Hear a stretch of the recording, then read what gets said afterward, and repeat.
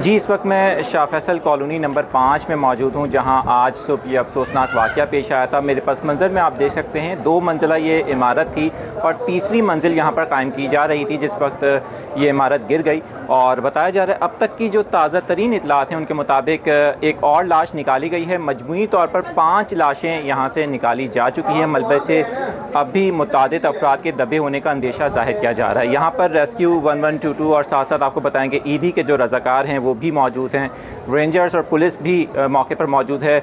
ये जो इलाका है आपको बताऊं कि काफ़ी यहाँ पर जो गलियां हैं वो काफ़ी तंग हैं, इसीलिए जो रेस्क्यू का ऑपरेशन है उसको मुकम्मल करने में काफ़ी ताख़ीर भी हो रही है और कुछ मुश्किलात का सामना भी करना पड़ रहा है।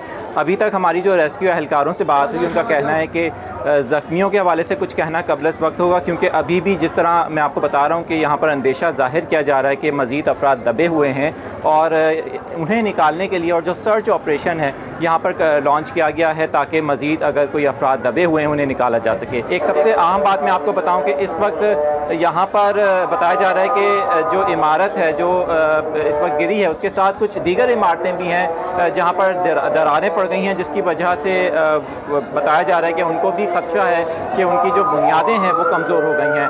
इस वक्त कोशिश की जा रही है कि ज़्यादा से ज़्यादा यहाँ पर रेस्क्यू ऑपरेशन को तेज़ किया जाए ताकि अगर कोई अफराद ज़ख्मी हैं तो उनको भी यहाँ से फौरी तौर पर रेस्क्यू किया जा सके, उनकी जानों को बचाया जा सके। जी।